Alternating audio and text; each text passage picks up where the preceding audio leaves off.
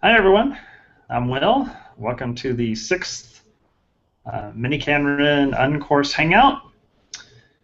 And this is the last hangout that I was planning to do for the year of 2014.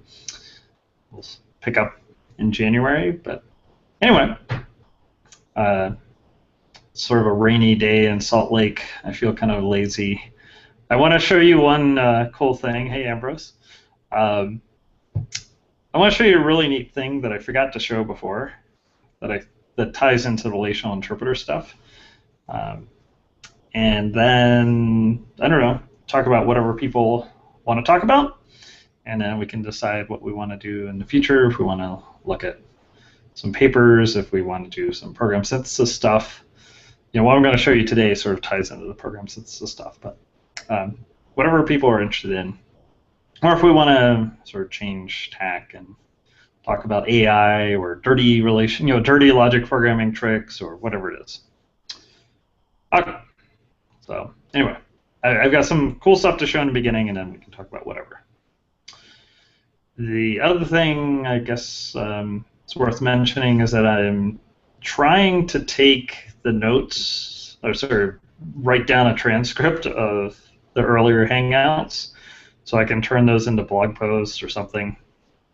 Just a more compressed way to share that, or sort of a text-based thing, either interactive website or maybe a book. I'm trying to work on a book, the Creative Commons book, talking about all this stuff, but it's been difficult organizing everything. So I'm hoping to use these Hangouts to help organize all my ideas and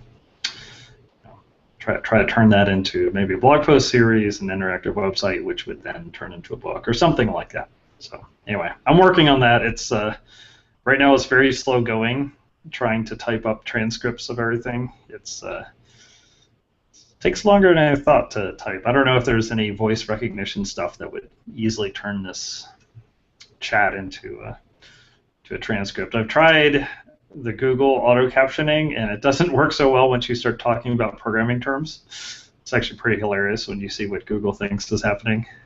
Yeah. Is there any way to run miniKanren in the browser, REPL it, or something like that? I don't know what REPL.it is. There are ways to run miniKanren in the browser. Nada has some cool technology, and that's exactly the sort of thing that I would like to do. I'd like to have some interactive way for people to run miniKanren stuff, but in addition have this sort of tutorials working through miniKanren all the way up through relational interpreters and other things like that, and make that all interactive so people can play with all the code without having to download or install anything. So that's one of the things I definitely want to work on. Core logic closure script. Yeah, you could do core logic with closure script for sure. You can do it just with miniKanren and Vicari scheme. Nada has all that working. It's not super scalable right now, I think. Like if 20 people hit it at the same time, I think it would run kind of slow. But it definitely works, and that's one way to try to solve that problem. I've also seen Mark Feely someone has a version of Gambit, Mark Feely's scheme, that runs in JavaScript apparently, and even has an Emacs version. So that's kind of cool. I don't know if something like that would be possible. It is not a server-based REPL. Yes, it's all server-based. So your query gets sent to some server that's running Vicari scheme.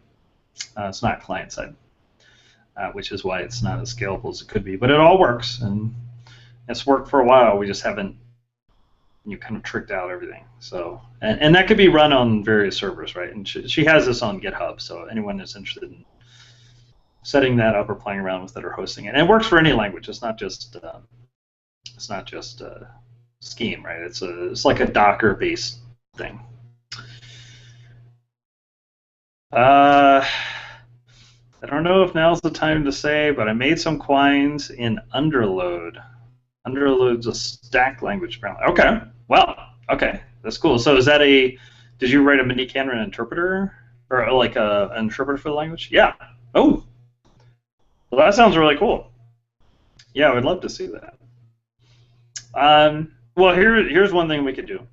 We could, spend a little time looking at this extension to the interpreter to handle sort of list-related scheme functions. It's kind of neat, I think. And then we can look at your stack language and your client stuff. Does that sound okay? Cool. Awesome. Yeah, great. So our first sort of real sharing interactive stuff. I'm very excited about that. It's exactly what I like to see. Okay, so I'll try not to take too long then. All right, here we go. I think this is kind of neat. Let's go ahead and start up the Emacs. Oh, by the way, I should just say, if anyone wants to help me set up, interactive tutorial stuff or whatever, feel free to be my guest. There are a couple of folks at Utah who are also interested in this stuff. They've been pretty busy with classes recently, so hopefully we'll make some progress, but I do want to get this stuff up and running soon. All right, let's go to Emacs. Okay. So I've checked in this file in the Hangouts by date directory of the miniKanren Uncourse on GitHub. So today's date, 2014-12/21, if you want to follow along at all. And this is just the interpreter we had from last time. I just added one definition for this thing called Y, which we'll have a use for in a minute. Okay, so if you remember where we were last time, we had extended our relational interpreter, this eval expo, in scheme. Or sorry, well, first we extended the scheme version. So here's the scheme interpreter, this eval x thing, and we extended the scheme interpreter to handle quote. We said quote of any datum is that datum, and we also added list. So we can have a call to list that takes any number of expressions, and that will give us back a list of those expressions, the values of those expressions. Okay, and for list we needed actually we need a little recursive helper, which was this eval x star, which metaphorically is just a map, right? We could have written that as called a map over the list of expressions, but we wrote it as a recursive helper just to make it feel a little more miniKanren-y. And then we translated this code into miniKanren, which was a fairly straightforward transformation.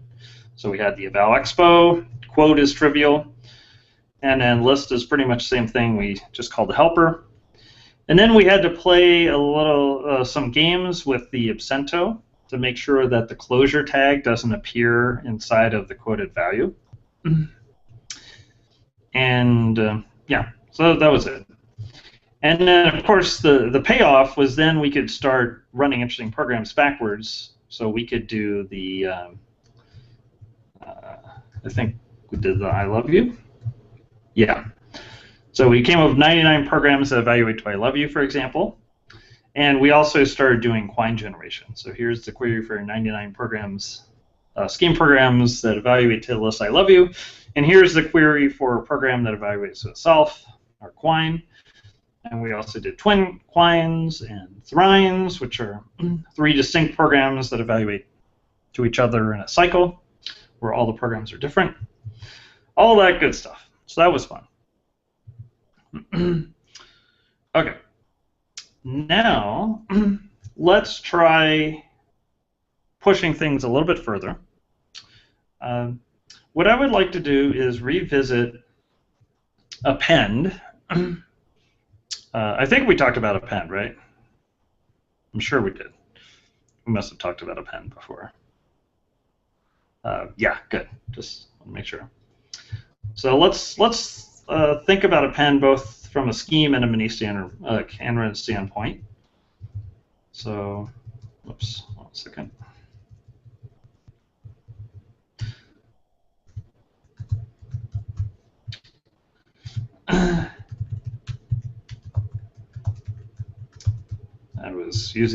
was sharing my Emacs with someone who doesn't like the paren stuff. So, well, all right, I'll struggle through. Okay, so let's say define append. This is just the string version, or sorry, the scheme version. And of course, we have two cases, right? For cond. In one case, if the first list passed in is the empty list, then we're going to return the second list. Else, we're going to cons on the car of the first list onto the recursion of the cutter, the rest of the first list to the second list. Okay, so that's the definition of append and scheme.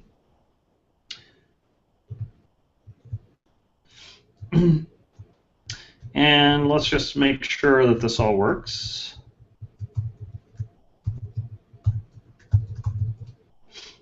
Okay, so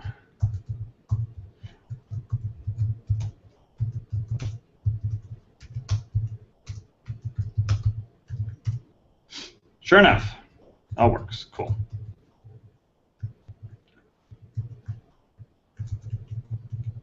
Now I'll save this test.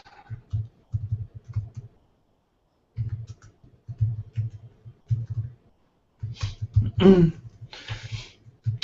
right, nice. Let me just try something real quick, though.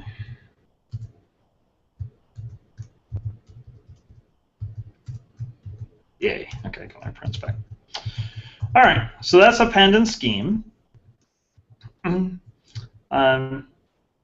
And of course, you know, we had the miniKanren version of append, which we called appendo. And we went through our normal steps. We added an output argument. Con turned into con d. Instead of a null test, we just unify L with the empty list. And instead of returning the S, because we don't return values anymore, instead of returning a value, we associate S with the output value. That takes care of the first clause. There's no such thing as an else in con d. That doesn't really make sense. Instead, we're going to introduce some fresh variables, and we're going to tear apart L. So we need to take the car and the cutter of L to get the first and the rest of L. So one way we could do that is say that we cons A to D, and that's going to be L. Okay, and that means that A is the first thing, or the car, so we're going to place that there. D is the rest of the list, or L, D, the rest of L. Okay, and now I've got that cons. And now we have to remember that this append call is really a call to appendo, which is recursive. And we're going to have some sort of out-like thing here. So like, what it really is a temporary result. And we have to pull this whole thing out like that. And then we're consing A onto res, and that is our out. Cons A onto res, and that's our out. And, sorry, cons A onto res, and we have to unify that with out. Okay. So that's appendo. If we wanted to, we could write this using back quotes and commas. This is probably the way I would do it if I were writing the code on my own. Means the same thing. The back quote just means we're creating this this pair, and the comma means that we're treating the A not like the symbol A, but as a variable, in this case, a logic variable.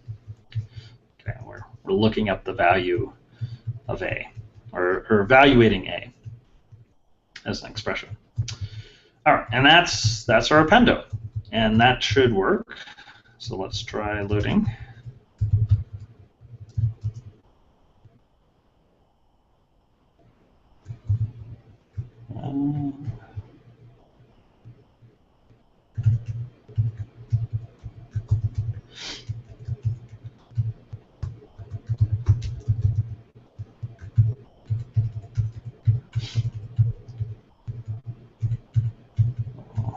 second.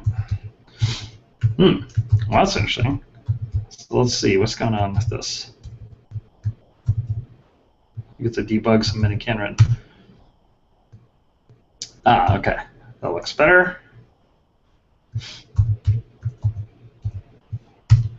There is one thing we have to be a little careful of, by the way.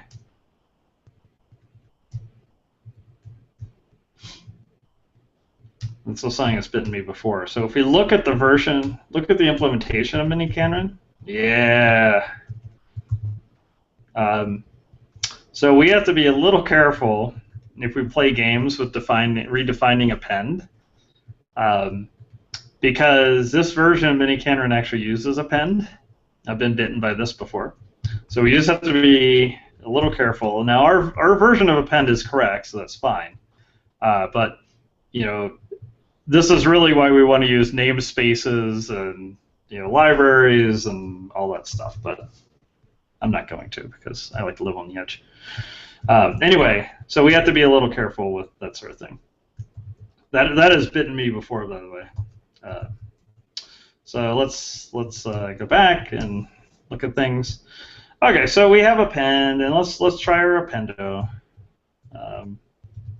Let's do run star q appendo abc de is the output variable q, and sure enough that works, right?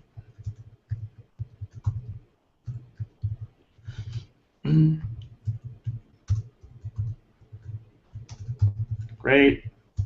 And all the stuff we've seen before, so you can run it backwards, A, B, C, D, E,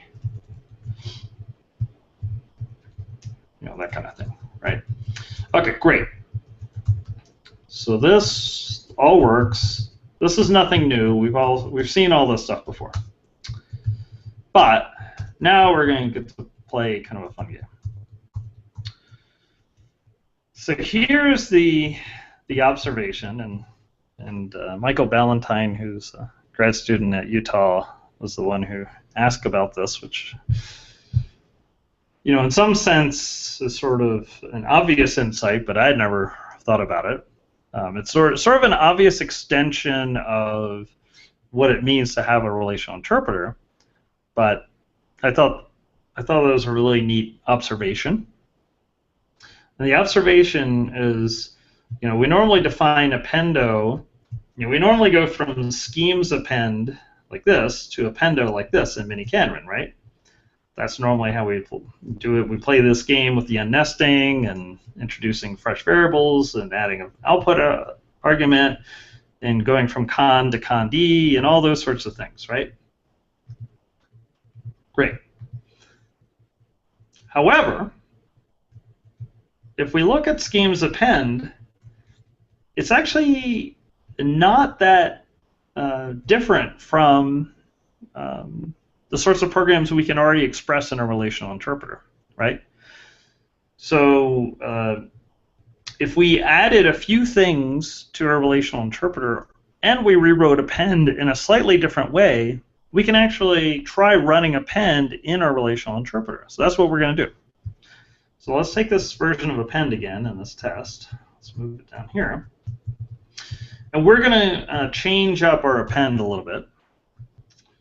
And by the way, yeah, I am definitely going to get into trouble for sure with, I think I'm going to call this my append for right now, because I know I'm about to break like the append in miniKanren. You use the miniKanren, like this really will break it. Yeah, good times. So here's my append. All right, so we're going to write a new version of my append. This will definitely break miniKanren if not a little careful. And we're going to make a couple changes to my append. We're going to simplify the definition of my append in a few ways to make it easier to run in a relational interpreter. One thing we're going to do is we're going to place this call to cond.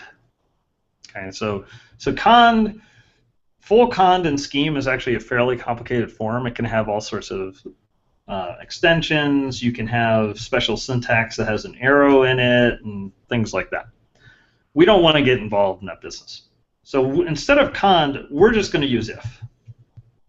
If and a test, and then we'll have a true condition, a true case, and a false case. And so if instead of cond. So that's our first change. Okay. And just because it's a little easier to write if than if instead of cond in a relational interpreter. We could support full cond, but let's try to make our job as easy as possible. So that's the first change we're making. Another change we're going to make is we're going to take the arguments L and S one at a time. If we notice in our scheme interpreter, for example, if what's it, define our val thing, our lambda, our abstraction line, only takes one argument. This X only takes one identifier. And furthermore, our procedure application line, E1 is evaluating to a closure, but E2 is our argument. So our application only takes one argument. Now we could change our relational interpreter to be able to take any number of arguments. We can certainly do that, and that's a fun thing to try. But right now, once again, we're trying to be as lazy as possible about this and not add a whole lot, not change our interpreter a lot. These are good exercises, by the way, to try. Try extending the interpreter to handle any number of arguments. Okay, so right now we need to add if. Okay, we'll still have to add null, we'll have to add cons, car, and could'er, and then we want to make sure that our arguments come in one at a time, and then our procedure applications, the application to my append has to take one argument at a time.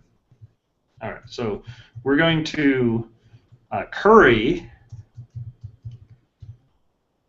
this definition. So we'll have a curried my append, which takes the arguments one at a time. Basically, we just have nested lambdas. So now we have a procedure. My append is a procedure of one argument that returns a procedure of one argument that, when called, will append the two arguments L and S. Okay? And then we have to make sure that the call to my append is passed one argument, which is the coder of L. And then this expression, this call, will return a procedure of one argument, which will then pass S, and that's going to give us the final value. And finally, we need to make sure that our test case also passes in arguments one at a time. Okay, so this is a curried version of my append. Let's see if this works. Yep, that works. Great. Okay. So now we have a simplified version of my append, and we should easily be able to extend both the scheme interpreter and the relational interpreter to handle this language. Okay, Dimitri asked, shouldn't we also curry the call to cons? That's a good question. Do we need to curry the call to cons? Well, it depends on how we want to treat things. If we treat cons as a built-in operator, then we don't necessarily have to curry it. We can just say, we know what cons is, it's a built-in or a primitive, and we can handle it specially. We don't have to handle it differently. If we're really going to curry everything, for example, well, how are we going to do list? List then becomes problematic because we don't know how many arguments list takes. So for the primitives that we're going to have built into the interpreter, like cons or list, we'll say that those don't have to be curried. But that's a good point. Anything we create with lambda, like all of our lambdas are single argument, right? So it has to do with the fact that my append, we're defining my append using lambda, and our lambdas only support single arguments, right? So the one way to look at it is it's really about lambda more than it is about application. Good question. All right. So let's go ahead and keeping with our tradition, we're going to extend the scheme version of the scheme interpreter, and then we'll extend the miniKanren version. Okay, so what do we need to add here? So we need to add if.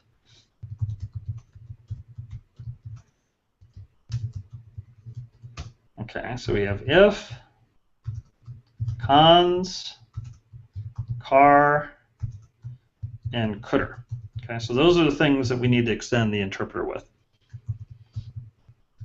So let's do that.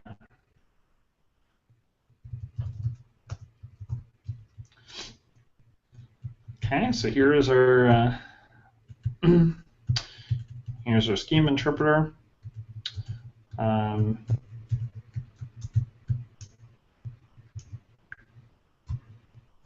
Oh yeah, null. Thank you. Yes, we need to add null also.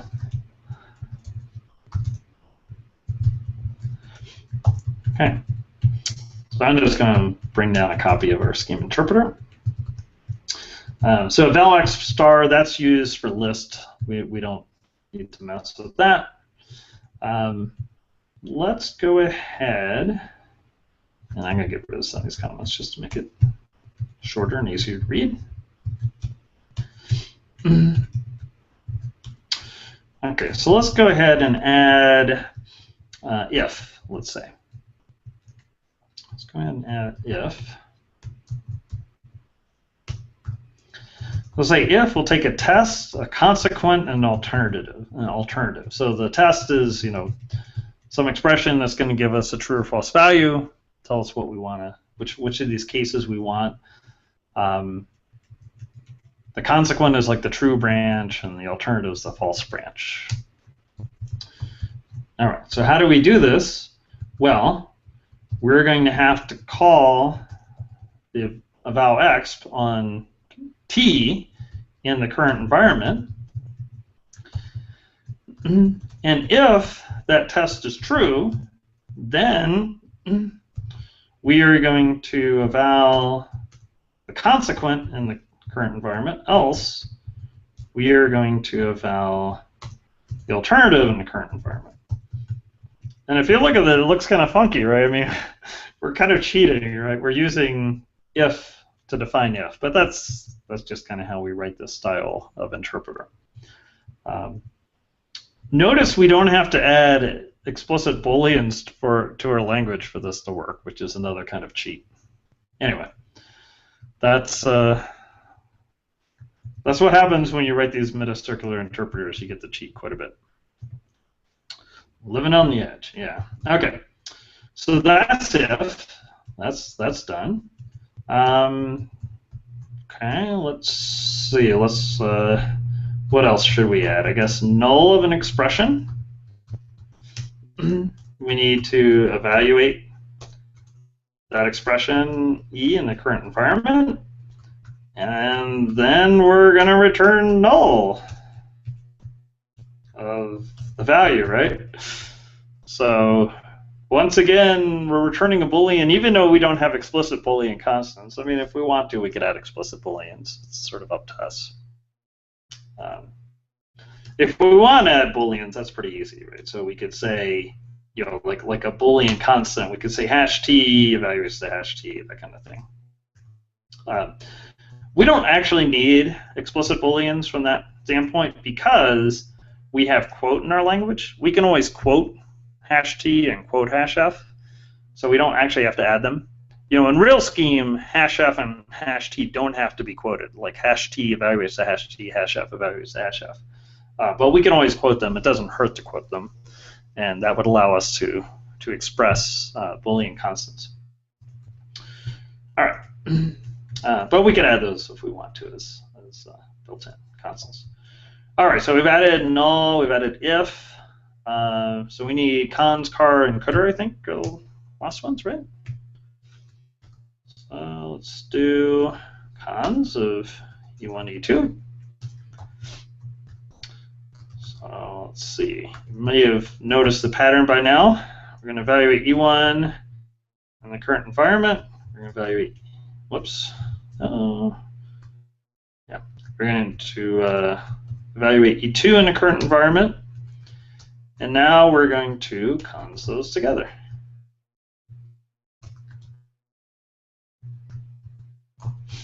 Okay, let's cons them up. All right, defining cons in terms of schemes cons. Do we need to exclude them from application? Okay, good question. So if you recall, and this was something we needed to worry about more in the miniKanren version, I think is what you're getting to. In the miniKanren version, we had to be careful of any expression that overlapped with procedure application that had the same number of arguments.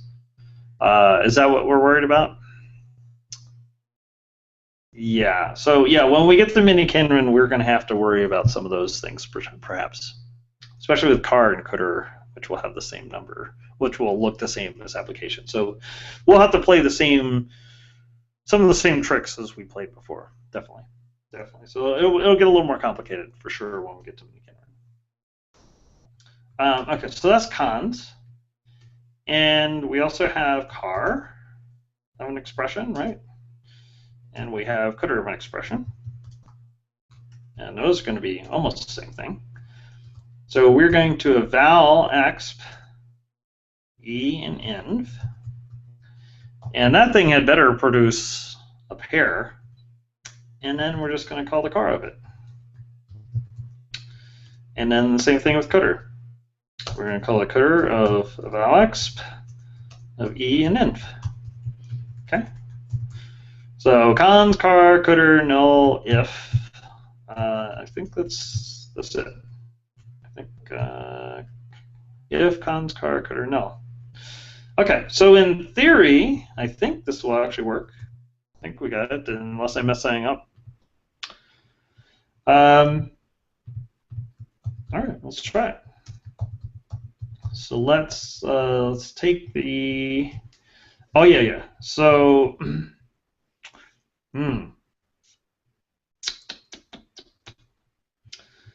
Yeah. So there's one other thing which I haven't mentioned. So one other thing we haven't mentioned. Define, yes, define. Okay. So that I tried to slide something on sort of under, or well, I don't know, slip something past you. Okay. I'm using define, which in schema lets me give a name to a value. The important thing is I'm defining my append to be a procedure that returns a procedure that, when called, uses the value of my append. Okay, so we have self-reference here. Another way to write this would be with a letrec in scheme. So I could say letrec, which lets me define recursive procedures. Letrec my append. I could grab that thing. Ugh. Okay. Trying to learn that tree undo thing. It's not making me happy. Okay. So now I can call within. Oh, watch it. Yay. Now I can call my append within the scope of this letrec. Let me make it a little more readable. Okay. And this should work the same way as it did before. So if I true that, yep, gives me the right answer.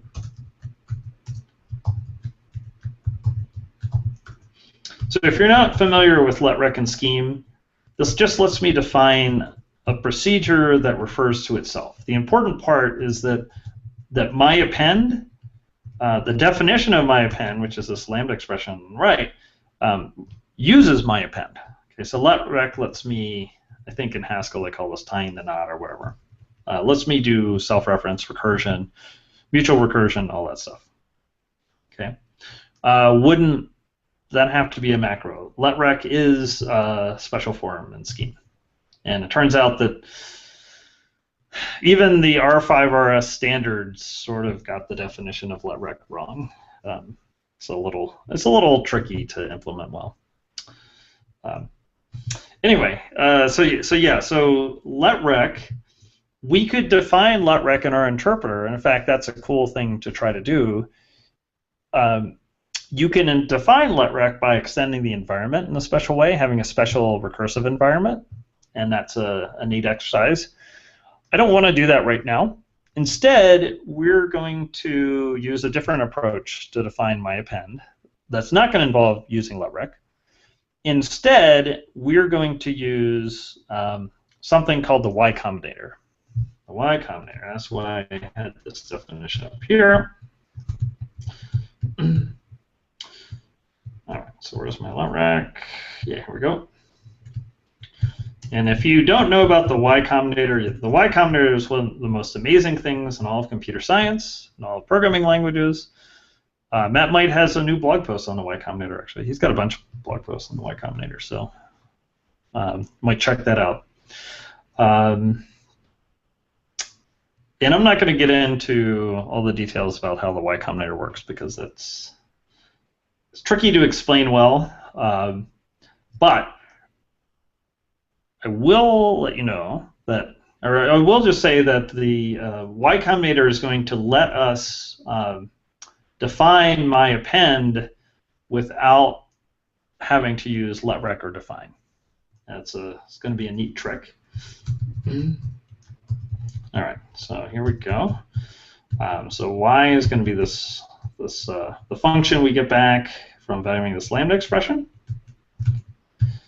and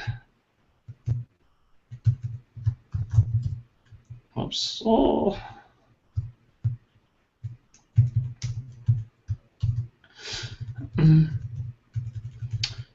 What we're going to have to do is we're going to have to change our definition slightly.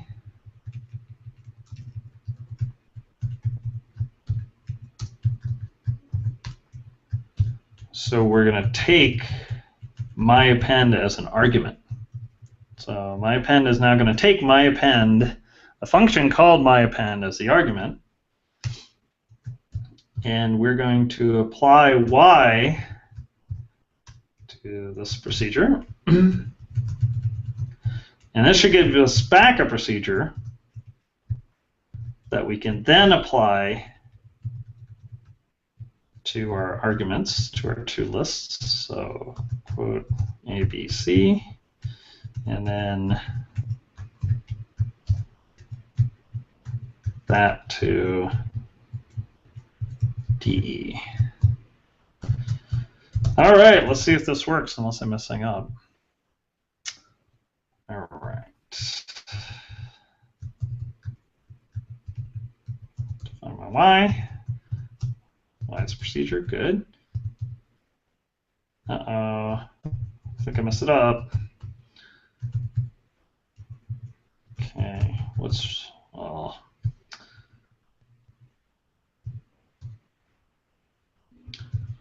so let's see if I apply Y. Oh, do I have to call by value Y? No, I don't. I have the wrong definition of Y. Hold on a second. So it would have the call by value version of Y. I need to wrap some etas, inverse etas around this. That's supposed to go in infinite loop.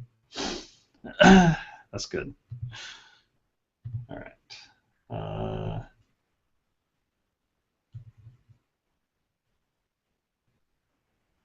If I recall correctly, I do an inverse eta here. But let's just make sure. All right, let's.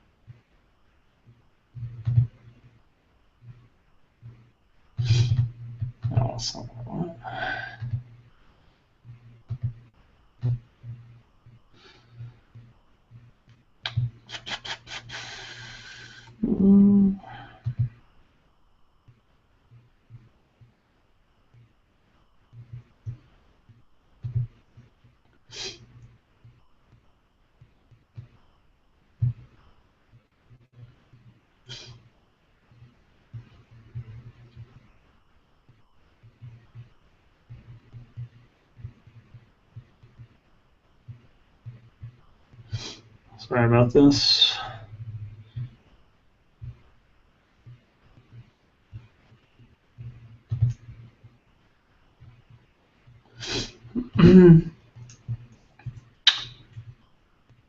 Like right here. Let's try it.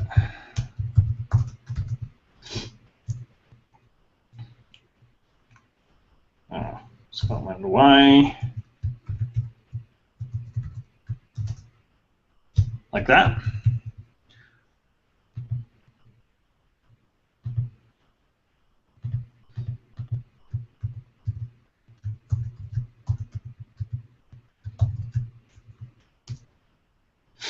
All right, well, maybe that's enough. Yay! Whew. All right. Got the inverse eta apparently in the right place. Okay, cool. So that actually worked. All right, so the reason we got into an infinite loop is that, as we mentioned before, Scheme is a call by value language. So when you do a procedure application, you have to evaluate the arguments to the procedure call before you actually, do the procedure, evaluate the body of the procedure. And so it turns out the version of the Y Combinator you need is a call by value Y Combinator instead of like a call by name Y Combinator in lambda calculus. So anyway, I had the wrong definition, but it turns out that you can make it call by value by doing this transformation called an inverse eta. Basically, we're just wrapping the inverse eta is the idea of eta is that lambda x add 1 of x and add 1 are the same. They mean the same thing, right? So like add 1 of 5 gives you 6, and lambda x add 1 of x applied to 5 also gives you 6. There are some caveats with this eta thing, but the idea is we're going from the add 1 to the lambda x add 1 of x. So we're wrapping this lambda y and then applying this expression to y. So that's giving us similar behavior. Okay, so that's eta. It's a Greek letter eta. All right. Yeah, sorry. This is the inverse eta. So eta normally we're taking the lambda and we're getting rid of the lambda in the application. So eta would be going from this expression to the add 1 by itself. We're doing inverse eta or eta expansion instead of eta contraction. Yeah. So anyway, that's just to give us the call by value behavior. All right. Yeah, this eta expansion. All right, so now we seem to have a working version of y, and we can call my append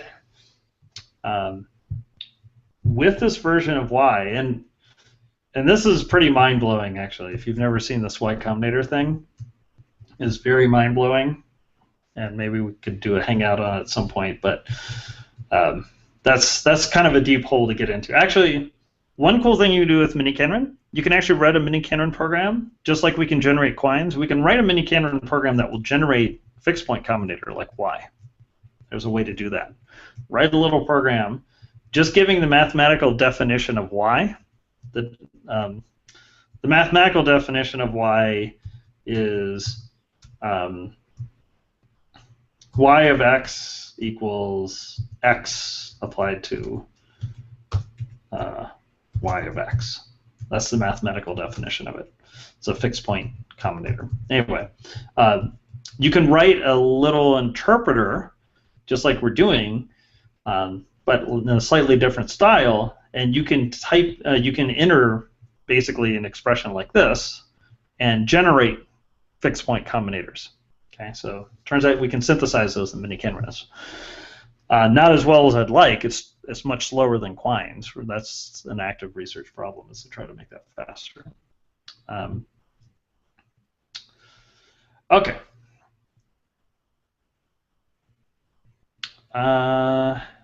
Inverse beta is what you want to look up. Beta expansion. All right. All right. So let's go ahead and now we have this kind of weird definition of append, right? This is kind of this bizarre, mind-blowing definition of append. Now we can actually, whoops, Now we can actually run all of this code in our scheme interpreter, as long as we inline what y is, let's say. So, so we can, let's get the whole expression ready to go.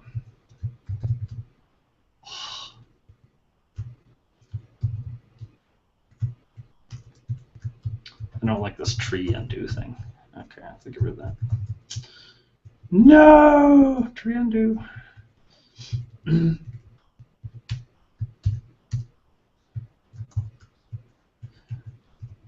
All right, so I inline my y, and yeah, so let's just make these a little more explicit, these quotes.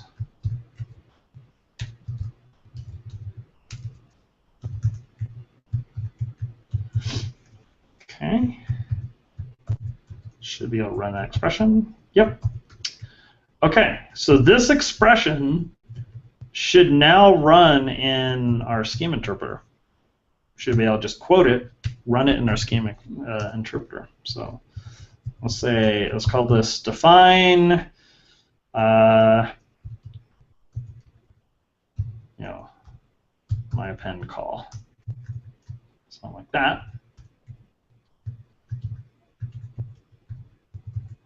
All right. So if I type my append call, here's that nice big expression. All right, so now let's try calling a val exp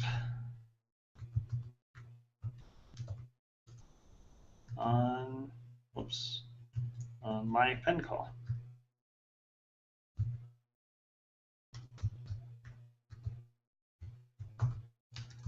In the empty environment. Let's see if that works.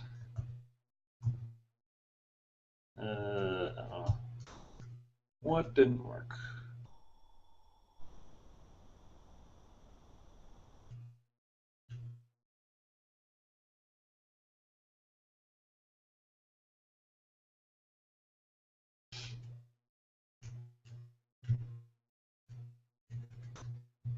All right. So apparently something's not working. We might actually have to test one of these things out. We didn't really test any of our interpreter, did we? So let me make sure the order, so we have an expression and an environment. Okay, cool. So let's try.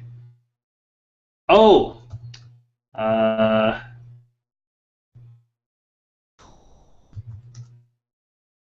Match failed. Okay, so pmatch didn't like something.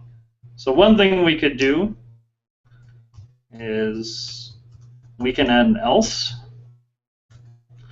and we can print out an error message. Failed to match against. Let's see what we're not matching against.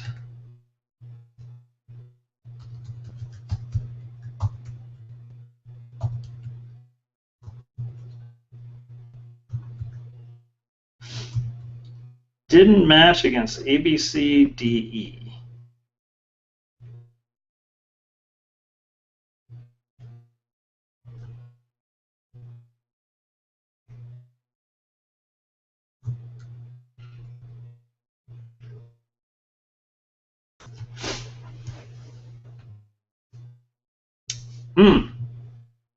Well, that's weird.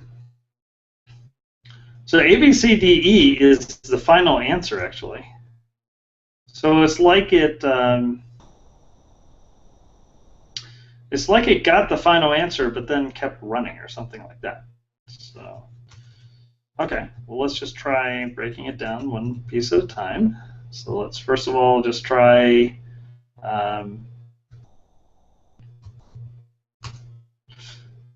something like cons of quote A quote B. Make sure these things work. A dot B, that's right. Okay. Let's do car. A, that's right. Let's do cutter. Whenever you have a problem with the interpreter, one thing you can do is just try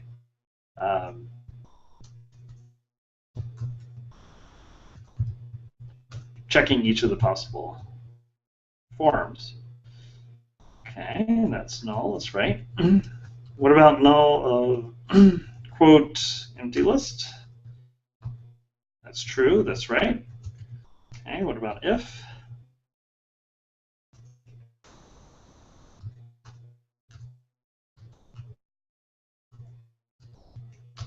Else quote false. It's true, as expected.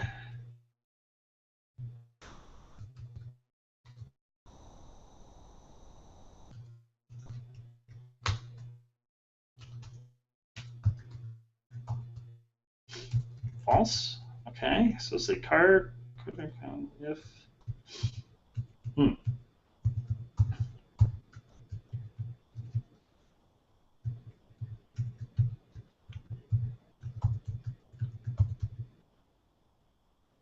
Oh. Okay. I must have fat fingered. Well, go away. My evaluation call because it seems to be working now. Okay, cool. All right, so it actually works. Our interpreter works in the scheme, and we're actually able to interpret all that in our scheme interpreter. Yeah, so just make sure. Yep. So we are calling a val exp on this big expression. You have to quote it in the empty list. Yep, and it's giving us back A, B, C, D, E. Okay, cool. Okay, so now we can define append. We just defined append, a very sort of baroque, ugly-looking version of append, but it actually is a working version of list append using a call-by-value version of the Y combinator. Okay. Now we can actually try getting this to work in miniKanren.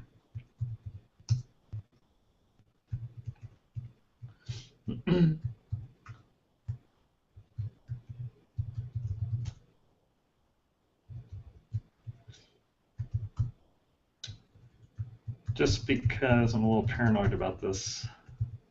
Okay, we don't have anything called append anymore. Good. Now it's all my append. All right. So let's find my val expo.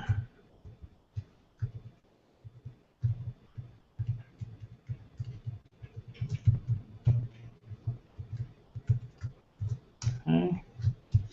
All right. So what we're going to do is add forms to our language, just like we did before for the val exp. So let's look at a val exp here. So let's see. We had cons, for example.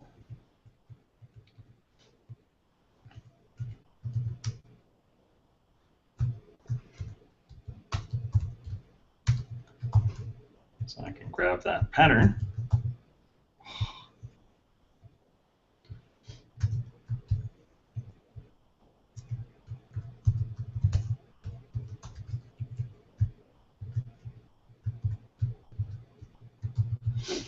Okay. And now what I need to do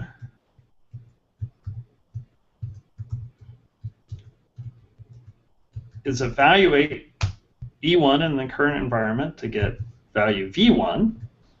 And I'm going to I have to get rid Okay. Evaluate E2 to get V2. Okay. And now that I have V1 and V2, I can put them together, and I can make them a pair of V1 dot V2, and that's my output value. Now, when I do this, well, let's see if we can get away with that without tagging it. Now,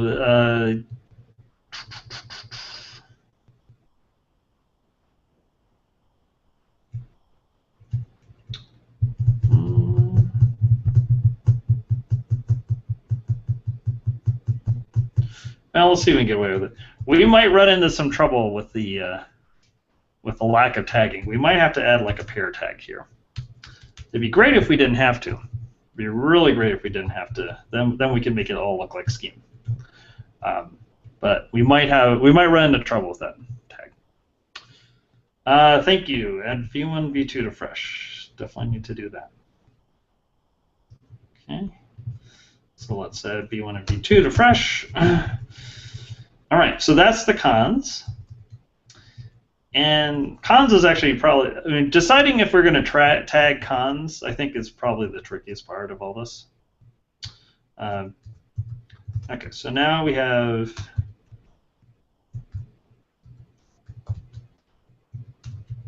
car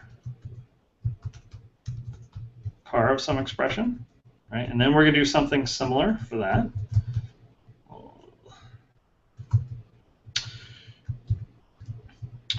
We're going to evaluate E,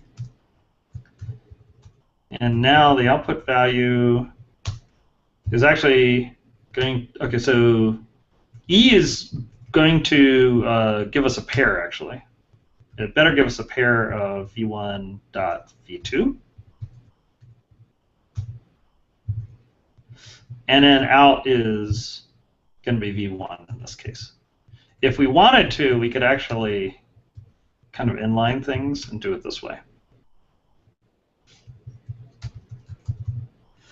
All right, so let's write it that way. And our cdr is going to be almost exactly the same.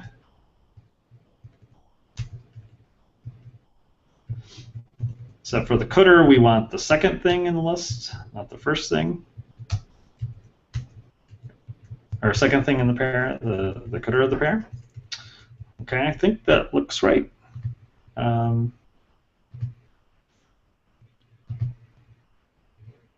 Yeah, all right. So the car and cdr and cons all look good. Okay, we have null next. Let's try getting null. Oops.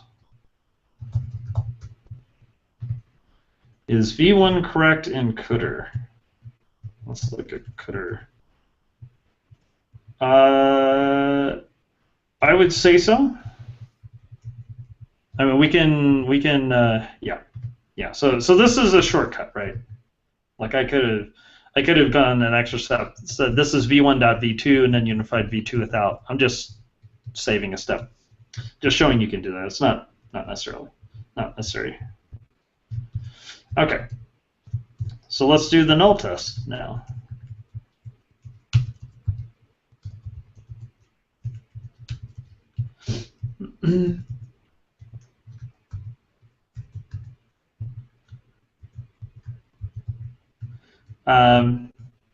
So in this case, we are going to evaluate some expression E and get some value V back. And in this case, we actually have to make a choice, a test, right? So either V is the empty list, the value we get back from evaluating E is the empty list, in which case our output is going to be hash T, or, so we could look at it in a couple ways, depending on exactly how we want to do the semantics of this, but we could just say if V isn't the empty list, let's say, then we're going to say the output is false. And we could use the disqualifying constraint. We could also potentially say that null is only defined on empty list and pairs or things like that. But we'll make null defined on any value. So if null of E, if E evaluates to the empty list, then we'll say that the output's true. Otherwise, if it doesn't evaluate to the empty list, the output's false. And we will swap the order of the condi and the eval expo, because the condi, even though it's making a choice, there are only two choices, it's finite. So we want that to come before the recursive call, which could potentially diverge. Okay. And then the only thing left, I think, is if at this point, right? So we're going to have an expression if test consequent alternative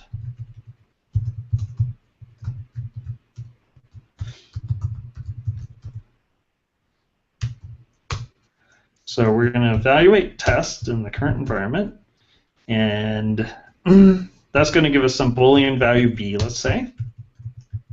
Once again, we have to make a test with the condi. There are two cases.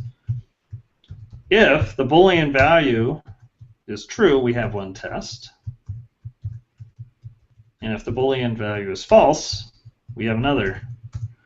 Actually, it really depends. If we really want scheme semantics, and we probably should do this, we should probably have false and not equal to false instead of false and true. If we want scheme semantics, then the test actually doesn't have to give you back a Boolean. It just gives you back false is the only false value. Anything else is #t. Or sorry, any value other than false is considered true. So this is the real way to get scheme semantics, is with this just call it constraint. Now, if we have the false test, then we're going to evaluate the alternative.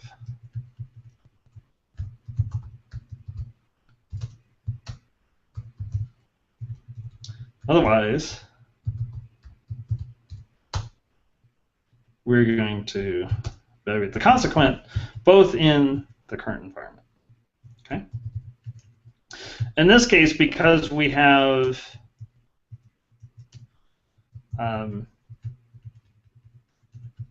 these recursions, I'm going to have the condi come after the call to the test t. Okay, so that should be right. Do we need an output? Oh yeah, sorry. We do need an output. Thank you. Thank you, Ambrose. We need an output there. Okay, very good. Okay, so now, I'll just rewrite it that way. Now we have to worry about the shadowing issue that we ran into before. So if you remember, we have these unboundo or not an invo. We had to add this for quote, because quote, if you look at this list for the quote expression, it's of length 2, and our application line is of length 2. And furthermore, our application line,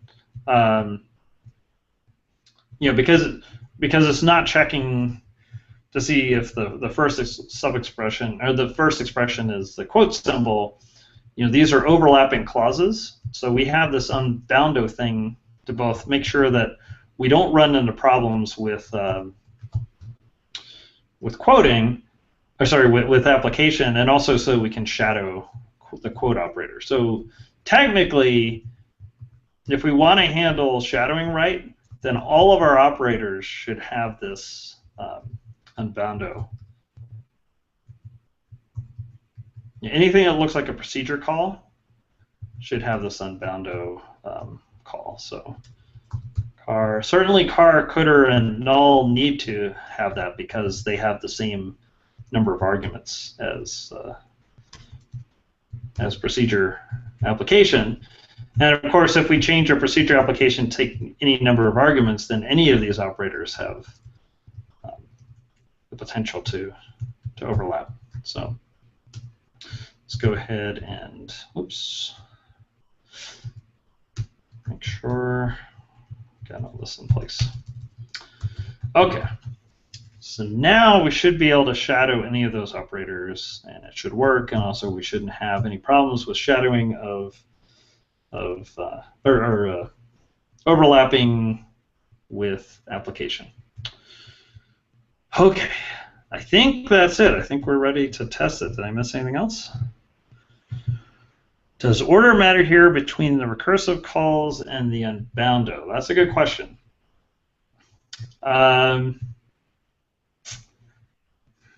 Yes, it does matter. And I'm not sure what the best way to do it is. Probably the unboundo should come before the eval expo calls, just to make sure that we're not getting into trouble when we really do overlap with application. In an ideal world, the unboundo would be a lazy constraint, and it wouldn't actually matter. You would just put the treat the unboundo like a unification, basically, something that can't possibly diverge. So, but right now unboundo is eager, so it could cause divergence if the environment's not length instantiated. If environment's a fresh variable, you could run into trouble. But because normally we're calling eval expo with the environment as a length, as the empty length list that's going to grow a finite amount, I think putting unboundo first will give us the best divergence behavior. Good question. Okay, I think that's it. I think now that we can actually try running our appendo call. Let's try it. All right, so let's find. Yeah.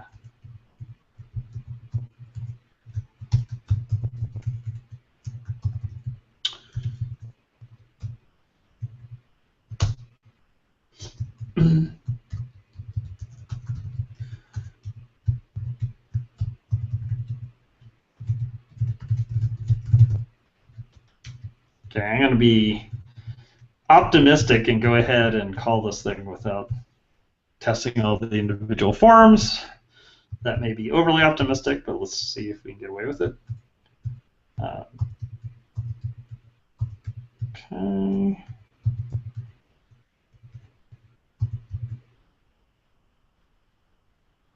Hey, it came back. Wow, it took a couple seconds. I don't know if you saw that, but it did come back.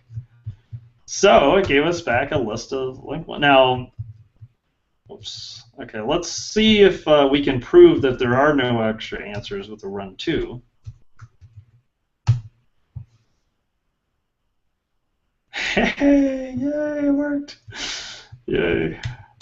Sorry, I can't believe it, but yes, it worked. Oh, my undo technology I'm not happy with, but otherwise everything's working.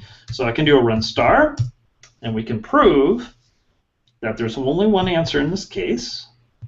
Yeah, that's awesome. Okay, I love it. Okay, so what did we just do? What we did was we had a definition, or we just used this definition of my append that's written in scheme. Okay, this is not a miniKanren-y thing at this point. This is an honest-to-goodness scheme call. So let me just show you. Like, I can take that exact query and I can run it in scheme, and I get back the list A, B, C, D, E. Okay, there's no magic here with miniKanren. What's happening is we've implemented enough of scheme in our relational interpreter that we can actually run this query. We can actually do append now using the Y combinator, call by value Y combinator. We can run append, a curried version of append, in our relational interpreter. Okay, so we can run append forward. Now I want to see if we can do something a little more interesting. Okay, so what I'm going to do is I'm going to take this whole query, and I'm going to change it slightly.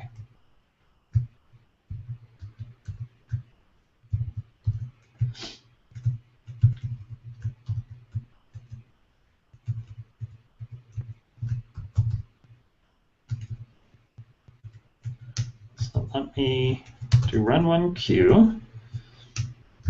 can't change the call. Okay, so let me inline this. So here's the expression. Okay, so this expression is equivalent to what we had before. I'm just doing a run one. I want one answer back right now. Okay, and I can just type that in, and it'll take a second, but it'll come back. All right, great. So what's going on here is we're calling myappend, this weird version of myappend, with two lists, ABC and DE, and we're getting back the list ABC, DE as the answer. Okay, so we're just running append forward just like we normally would in Scheme, right? Cool. Now, let's try our miniKanren game. Let's say the output is ABCDE, and let's say, I'm going to put a back quote on this, let's say that we actually don't know what the second input is. I'll call that Q, or query variable. Okay, let's see if miniKanren can figure this one out.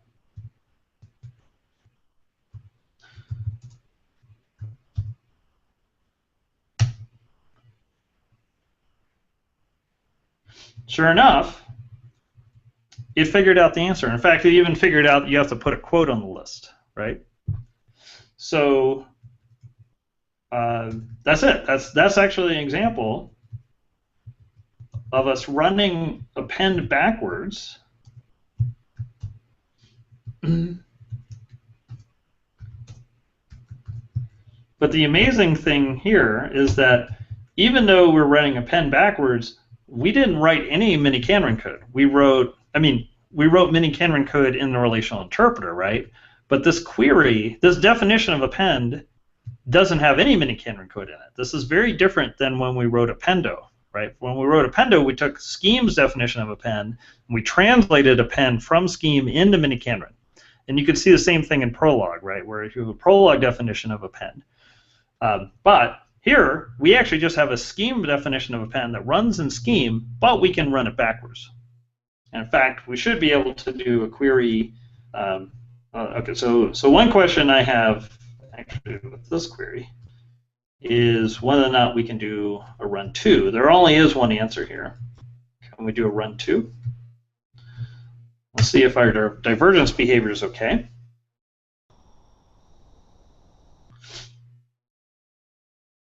Oh, whoa.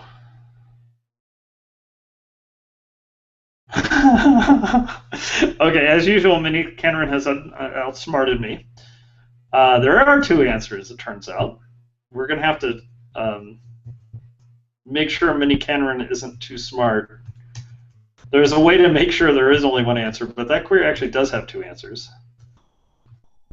So what miniKanren decided to do was like, hey, you want another answer to that? Well, we'll create another list equivalent to the list DE, and we'll do that by taking the car of some list whose car is the list DE. So miniKanren has outsmarted me, great. But I can outsmart miniKanren because I know a trick. So here's the trick I know that will outsmart miniKanren. I'll go back to run 1. I can actually force miniKanren to use a quote here. As long as we wrap a quote, now miniKanren won't be able to do any of its tricks using car and coulter and stuff like that. Okay, so this will make miniKanren play honestly with this.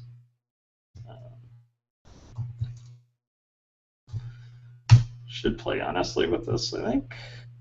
Yep, okay, so now let me try doing run 2. I don't think there's a second answer here. Yes, awesome. So I can do a run star.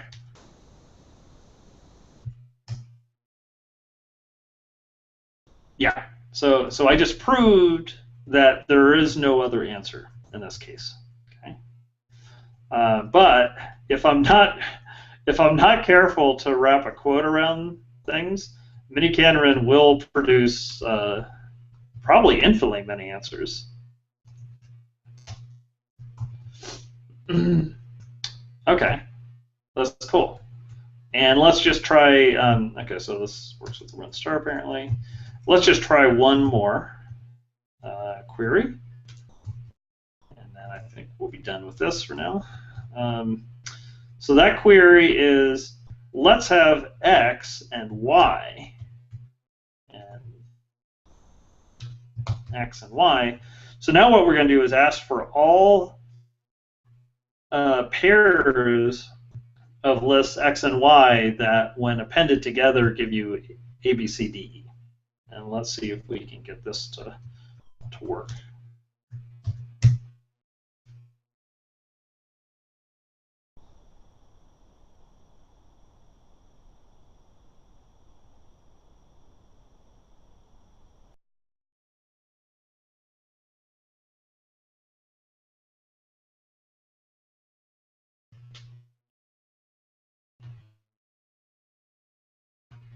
There we go. And you can tell, I mean, it took a while, right? This definitely took a while. But it actually worked. And it was a run star as a query, so that's a proof that those are all of the answers.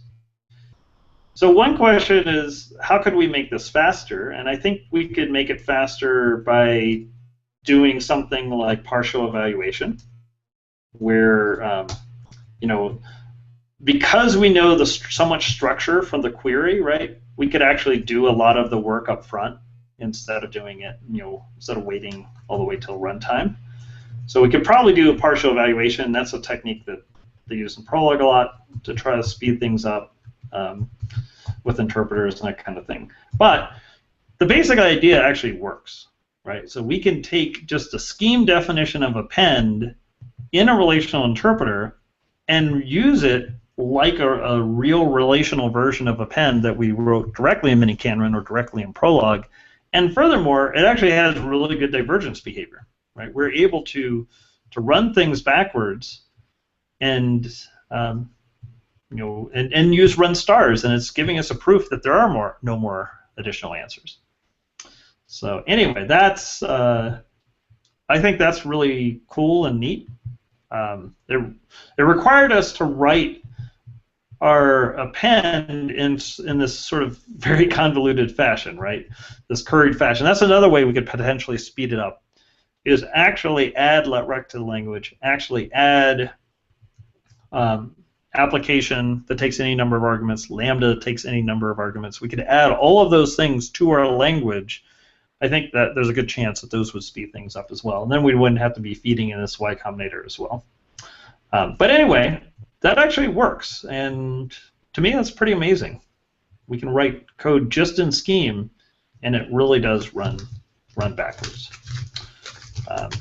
Yeah, so that's that is append.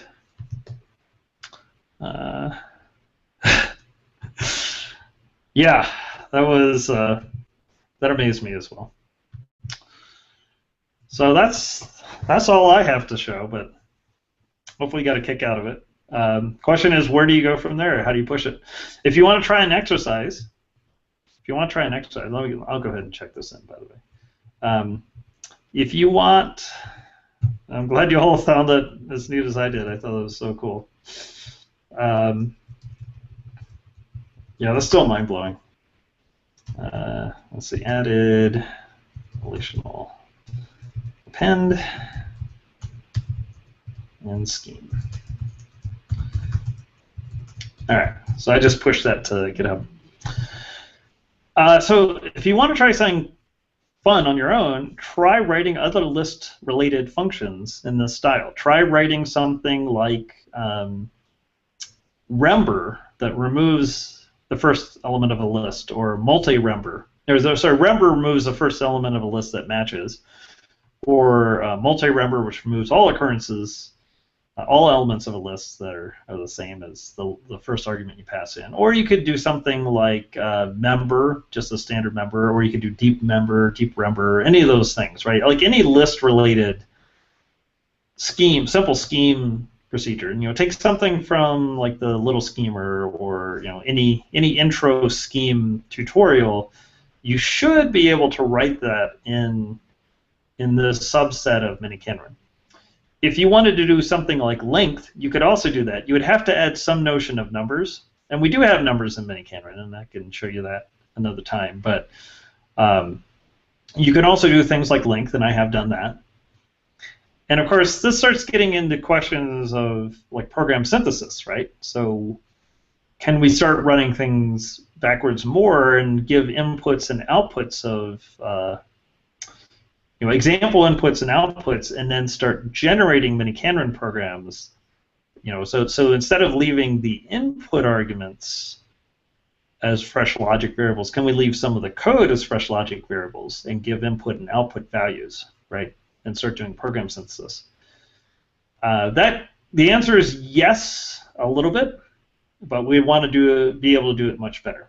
So that's an active area that I'm looking into, and if people want to learn more about that, I'm happy to do a hangout on that as well.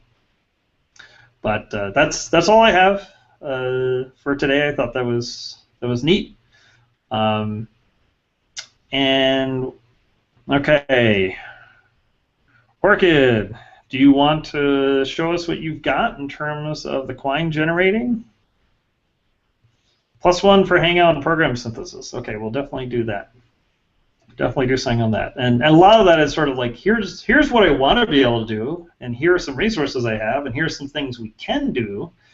But a lot of it is kind of like, okay, this technique kind of doesn't work as well as it could, or here are some promising ideas that maybe we could experiment with, and whatever. All right, so Orchid's got a GitHub link here for Quines. Let me open that up. All right. So this is a stack-based language. Ah, okay. Yes, I'm somewhat familiar with this because I was doing something similar with some folks using a concatenative language called cat. Okay, so Igor is interested in looking at miniKanren implementation. Okay. Yeah, so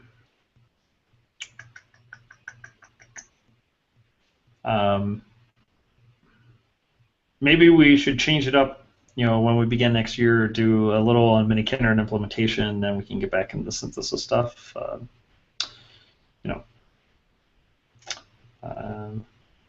Yeah. Okay, well, we can figure that out. I definitely want to do miniKanren implementation stuff also. So I think we're ready for that. You've already seen some of the neat things we can do. We can start getting into how it works.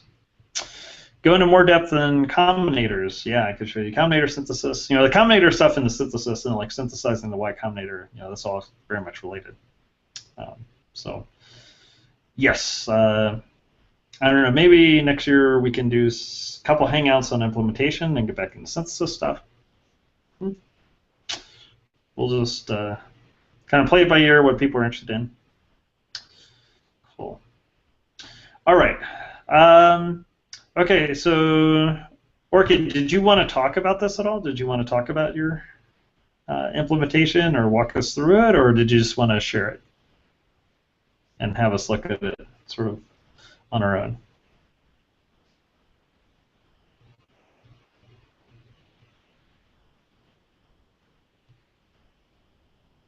You're just happy it actually worked. Yes, yes. For sure, that's awesome. So this, the Quines you're generating, yeah, so did you see the relational concatenative interpreters that we were doing? I think it's a very similar spirit. I can show you. Let's see, my GitHub repo. I can send you a link to it. I think it's very much in the same. I think understanding Quines and relational interpreters. I think these stack-based languages are fantastic because you don't need to know lambda calculus and variable binding and environments and all that stuff, right? So I think it makes for a great first interpreter. So yeah, I'm very glad that you picked that for your language. I think that's really neat. So let me find mine. Concatenative yeah, here we go. So here's a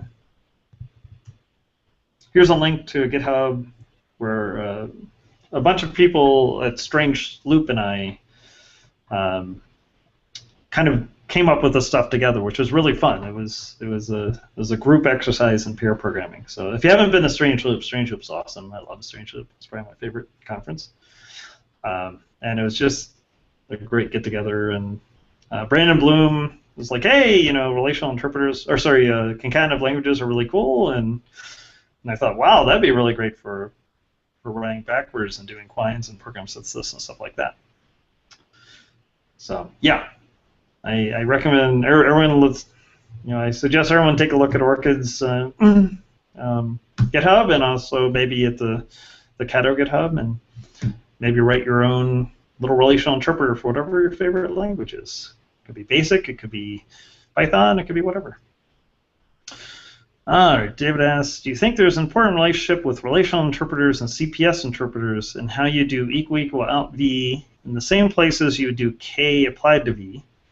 I think you said stack-based languages are great projects. miniKanren tests how unification is good for handling effects in the same way. That's a very deep question about the relationship between continuation passing style interpreters and the output argument.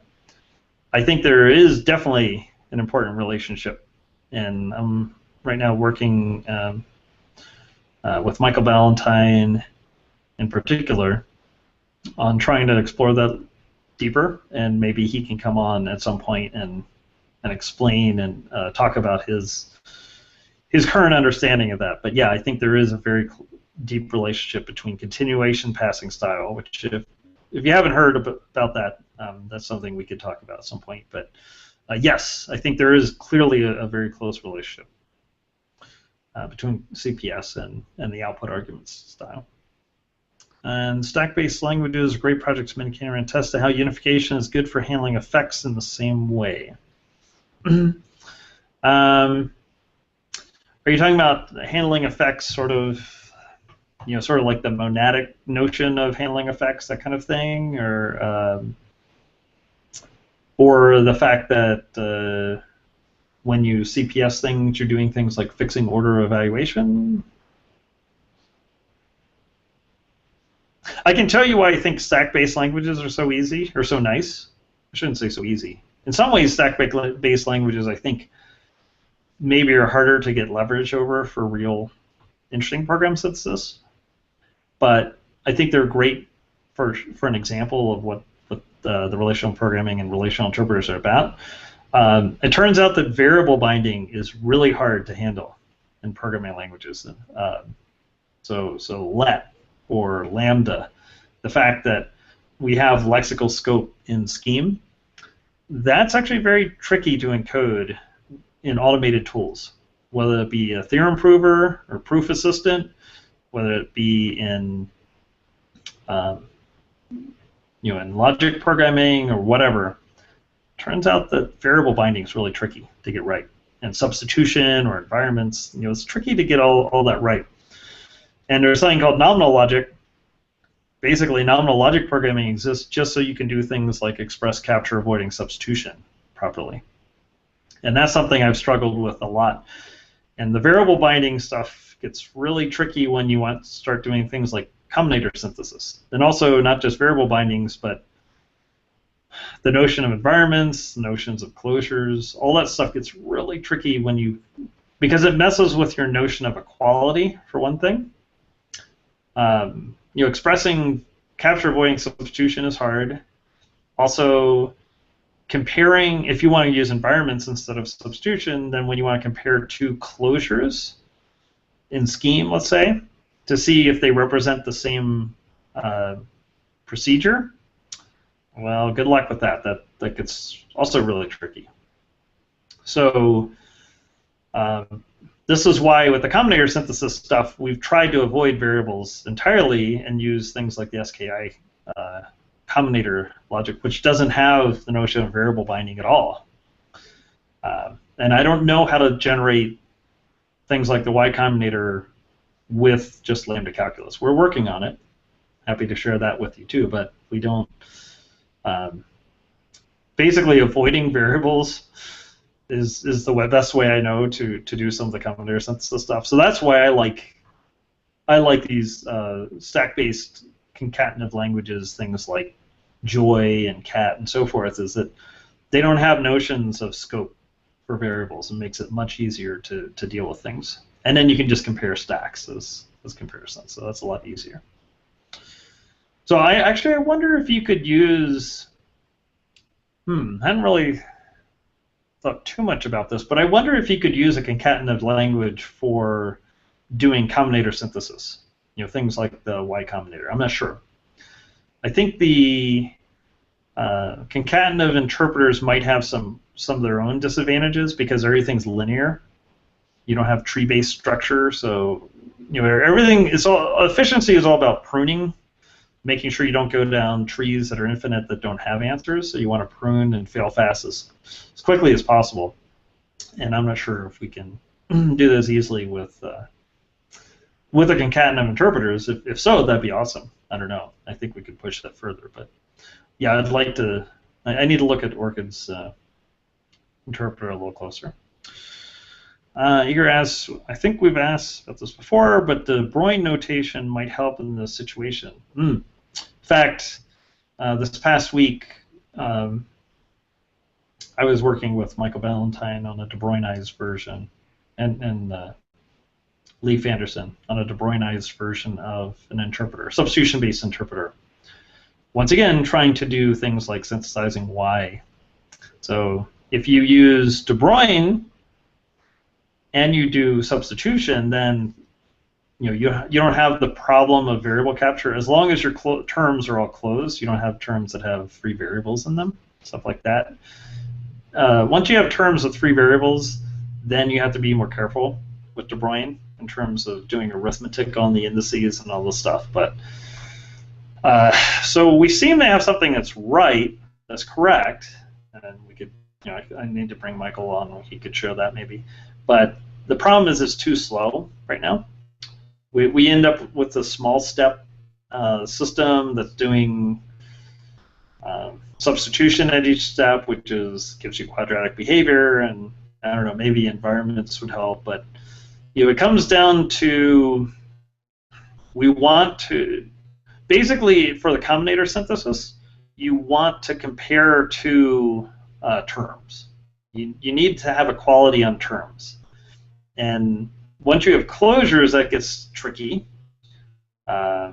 unless you're cleaning up the environment at every point. Because it's tricky because our main notion of equality is just syntactic equality with unification. So if you don't have closures, if you just always have a lambda term and you're doing beta steps or actual substitution at every step, then it can be a lot easier to do syntactic equality. But if you're doing substitution at every step, you have to make sure you can get around the issues of capture avoiding substitution, which is why you might want to use de Bruyn indices. It all seems to work, and we can verify when we have a fixed point combinator, but we haven't gotten it to be fast enough where we can actually synthesize or generate a fixed point combinator. So yes, we've been trying that, and it seems to be like a good idea, but we haven't gotten it to be fast enough yet. One possibility would be to parallelize things, right? Run it on 1,000 processors or something like that. But what I'm really hoping is that we can get it to be much faster, and we can do it more like Quines, right? I mean, the Quines program comes back in 3 or 4 milliseconds. So I was hoping we could do fixed point synthesis like that, but it may just be an inherently harder problem for some reason. I'm not sure. Or we're just not being clever enough. Another option is we could try looking again at the nominal logic programming alpha Kanren implementation that can do real substitution, capture avoiding substitution, and see if we can make that faster. So there are lots of ways you can try doing synthesis of combinators, and right now we can do it a couple different ways, but all the ways we have are slow. The fastest way we have is just with the combinatorial logic, the SKI combinators, and that takes on the order of 10 to 15 minutes maybe it got as low as 8 minutes or something like that to synthesize a fixed point combinator. If you give a hint that the fixed point, you want a fixed point combinator, which is some other combinator applied to itself, which is basically the U combinator, then you can get it down to like 20 seconds. But we're not anywhere close to the couple millisecond range we can get with Quines or with the I love you program. I mean, literally, I have 1 million I love you programs in Scheme. Some of them are quite large. So, the combinator synthesis, that's my dream, is that we could get the combinator synthesis running just as fast, where I could generate 100 fixed point combinators in a fraction of a second or something like that, but we don't know how to do that yet. Have you heard of algorithmic information theory? I can imagine it being related to synthesis. Are you talking about things like Kolmogorov complexity, or are you talking about something else? Yep. Yeah, I know about that. So what's your notion? How do you think it'd be related to synthesis? Would it be based some notion of compression of the information? Maybe. Not sure.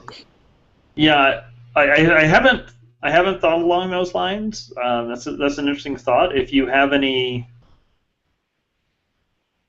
I'm not exactly sure what you're thinking along those lines, but there might be a connection there.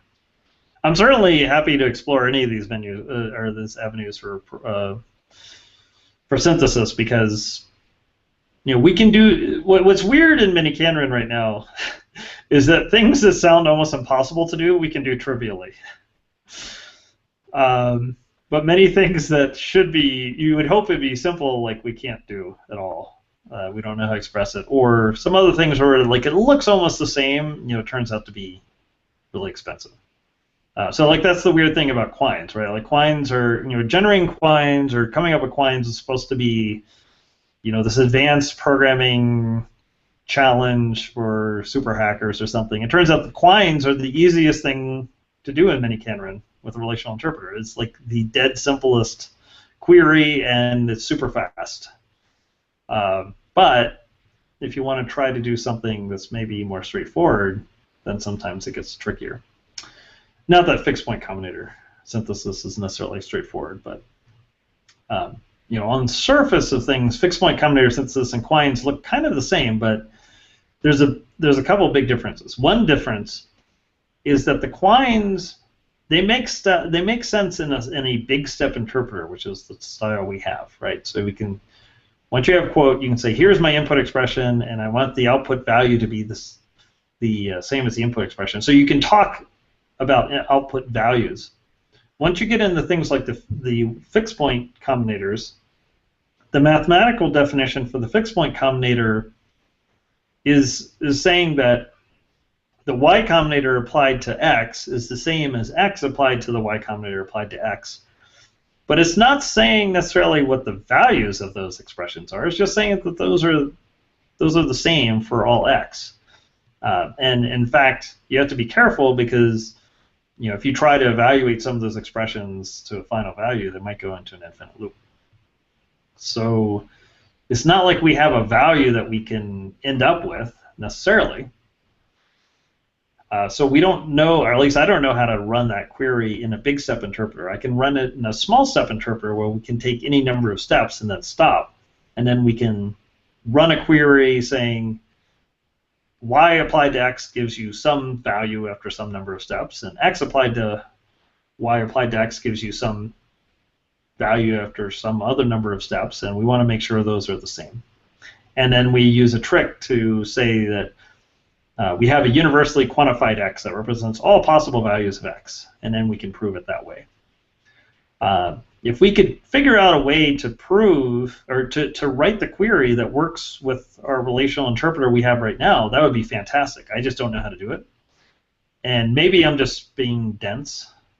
Maybe I'm just being too stupid about it. Maybe there's like a nice simple way to do this where we can use one or two tricks, and or maybe it's not necessary to have a small step definition of y. Maybe there is a perfectly fine big step definition of y. So maybe I'm just making all this stuff much harder than necessary, and then the real solution is really simple and obvious, and I'll just feel dumb, which is fine. I don't care if I feel dumb. But anyway, I really want to figure out how to do the fixed point combinator synthesis that's efficient and fast. I wonder if doing things in a type-directed way could speed things up. That's a really good question. So what I haven't shown is that writing a type inferencer in miniKanren feels very much like writing one of these relational interpreters, right? So we could write like a little type inferencer for Hindley-Milner type system, for example. That's straightforward to do. If you want to use the most efficient version of polymorphic lead, I think maybe that's not straightforward to do. I don't know how to do that, but certainly we can get a working version of Hindley-Milner that's very short and sort of, matches the math the way you would expect it to. So one possibility is to try to do combinator synthesis based on types instead of values, and that might be or some combination of types and values together. And there is a European group that's done a lot of work on on combinator synthesis using something called intersection types, where terms have types if they don't go into an infinite loop, if they have a normal form. And that's an undecidable problem, but it turns out that that type system apparently is very, very useful for doing combinator synthesis. Now, the sorts of combinators they're synthesizing is for software engineering. They're trying to synthesize terms related to some interface. Like if I give you an interface for a library, maybe a data type with constructors and things like that and destructors, they might say, okay, I give you some really complicated data structure I've built using this API, and I want you to grab this element that's really deeply nested in this complex data structure. What sequence of accessors or destructors do you need to use to call, and in which order to grab this element? So they're synthesizing programs like that. But it's all based on intersection types. So maybe a type inferencer that's really smart, or a combination of a type inferencer and a relational interpreter would do better. I'm not sure. I haven't played around with those that much, but that would definitely be something to explore. Okay, for example, a fixed point combinator must have an infinite type at some point in the type checking. Okay, so if it is an infinite type, then maybe what we do is relax the occur check on unification or something like that, right? So, that'd be another way to potentially do it. Is I don't know. I don't know what the right way to do it is, but maybe some version of a type inferencer where we allow recursive types or things like that would be a better way to synthesize things like the Y Combinator. So that would be really cool. Yeah. And I don't know. I mean, I know something about type theory and things like that, but there's a lot I don't know about it. So probably some of the people in this chat know way more than I do about it. So I would encourage you. In fact, if we could do a hangout where we write some type inferencers and can play around with that a lot more.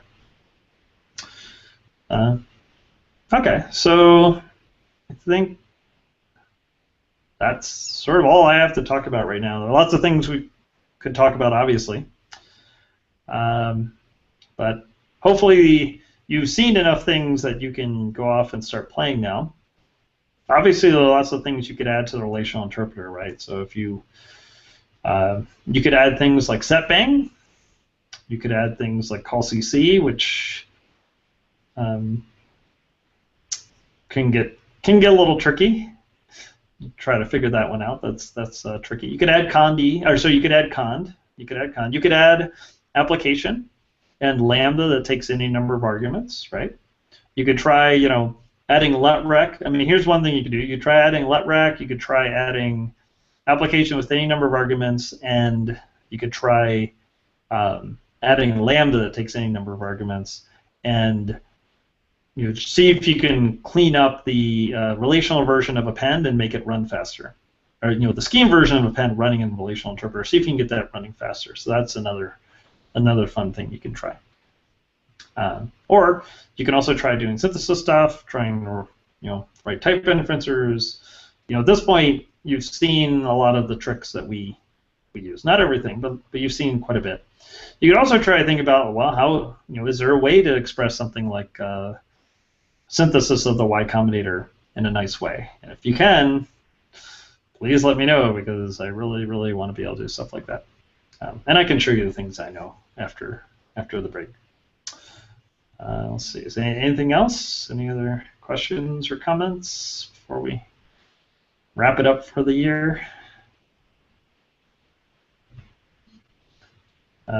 Any meta level comments? I mean, does this format seem to be working? Is it? Yeah, I think the append running backer is really cool.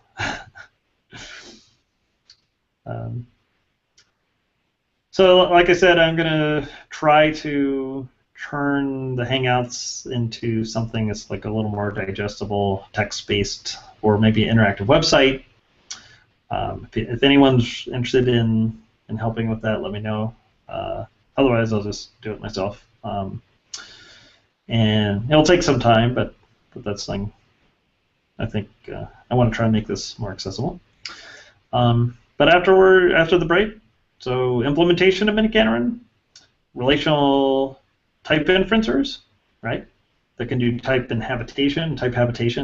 You give a type and it'll give you a term with the type, not just doing type checking or type inference. Combinator synthesis, show you what we know there. Also, we can talk about some things like eigenvariables and representing universal quantification.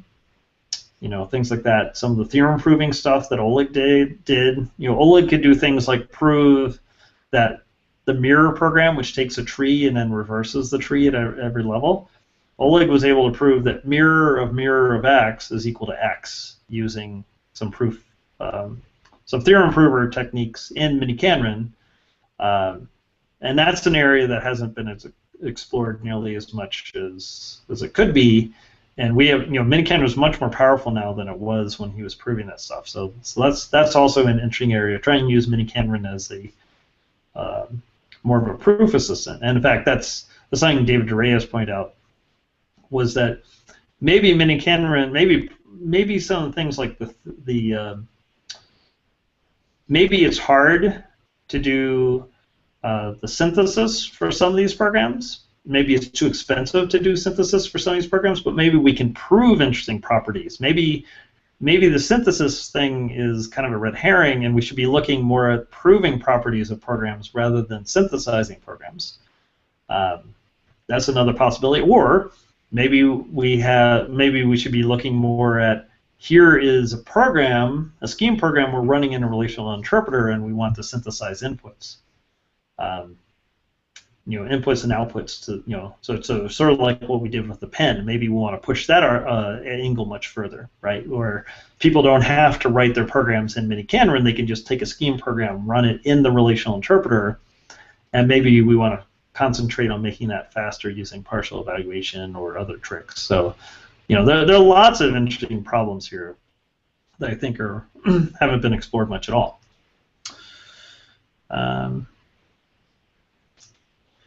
Okay, Daniel's implemented a basic functional elementary cellular automata step function. Okay, well that would be really cool. One thing that's interesting, Michael Ballantyne's been working on some techniques to take small step, when you're doing one step at a time, and to try to, and this thing also I've worked on with some other folks, trying to get better divergence behavior, when you know what the final solution should be, being able to prune the search space, because when you have a stepwise function, it's doing like a little bit of work and then a little bit of work and a little bit of work. There's not always a strong connection between the input state and the output state that you desire. So sometimes your programs aren't as efficient when you're trying to run backwards and things like that as it could be. So, but I'd be very interested to see your cellular automata. I've never tried a cellular automata in miniKanren. That'd be really cool.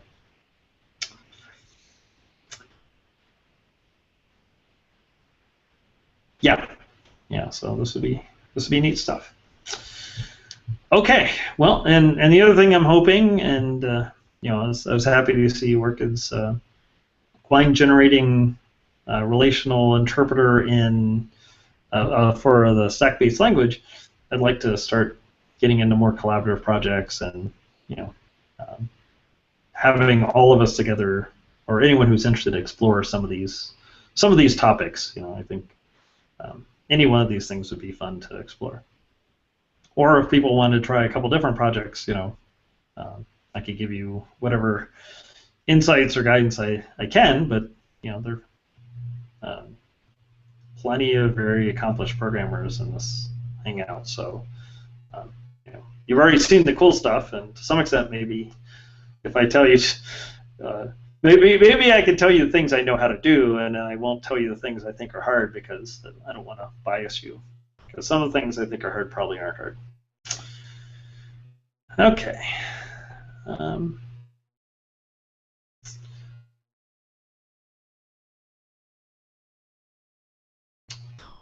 Elementary cellular time. Okay, well, I'm not sure when the ECA is. I've implemented Conway's Game of Life, but maybe the elementary cellular times are even simpler in the things I've looked at. 1D Game of Life. Oh, well, that sounds cool. Yeah, I think the main question is there enough structure where you can fail fast when there is no answer? Are there ways you can prune? I mean, this turns out to be like really important. Are there ways you can prune the search space when it's clear there is no answer? The problems where we can prune the search space aggressively when there is no answer, where there's enough structure in the problem, we can prune things aggressively. Those problems tend to run very well and very fast.